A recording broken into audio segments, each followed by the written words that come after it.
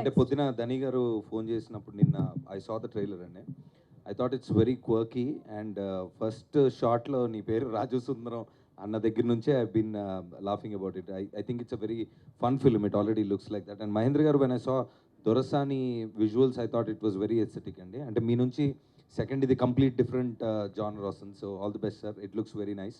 And team మొత్తం అంటే already అంటే మనకి కొన్ని ట్రైలర్స్ చూసినప్పుడు ఒక వైబ్ అర్థం అవుతుందండి. ఆ వైబ్ డెఫినెట్లీ ఉంది సినిమాలో. So I wish all the best to the entire team. And నేను ఇన్ని రోజులు ఇన్ని సంవత్సరాలు తెలియక జిమ్కి వెళ్ళి మామూలుగా వర్కౌట్ చేస్తున్నాను కానీ ఇలా వర్కౌట్ చేయాలని తెలియలేదు నాకు. సో రేపటి నుంచి జిమ్లో రేపటి నుంచి నా టార్గెట్ వేరే జిమ్లో నేను కూడా ఓ ప్రొడ్యూసర్ని ఎత్తుకుంటాను. నేను ఒక డైరెక్టర్ కోసం చూస్తాను జిమ్లో. వివేక్ సాగర్ గారి మ్యూజిక్ అంటే నాకు చాలా ఇష్టం అండి. అంటే చాలా పెక్యులర్గా ఉంటుంది. అంటే ఓల్డ్ స్టైల్ రెట్రో పాట లాగే ఉంటుంది కానీ సౌండింగ్ అలా ఉంటుంది. But it's very modern. So I really like it. ఇందాక వచ్చిన ఫస్ట్ సాంగ్ కూడా చాలా బాగుంది. So I wish the team all the best. And మీరు ఇందాక అడిగారు కదా భరతనాట్యం ఏంటని. భరతనాట్యం అనేది మామూలుగా ప్రతి మనిషికి ఒక లైఫ్లో ఏదో ఒక యాంగిల్ నుంచి వస్తుందండి. మన సినిమా ఇండస్ట్రీలో ఎక్కువ అంటే ప్రతి ఫ్రైడే కథలు జీవితాలు మారిపోతాయి. ఎటు నుంచి ఏమొస్తుందో తెలియదు, ఎలా మారిపోతుంది జీవితం అనేది తెలియదు.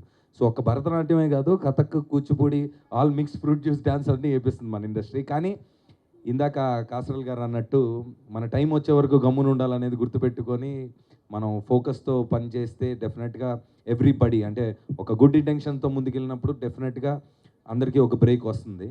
సో సరఫ్ వాళ్ళ ఫ్యామిలీకి వాళ్ళ స్టీల్ లాగే ఒక మంచి ఫౌండేషన్ అవుతుంది ఈ సినిమా అని నేను కోరుకుంటున్నాను. All the best once again. Thank you.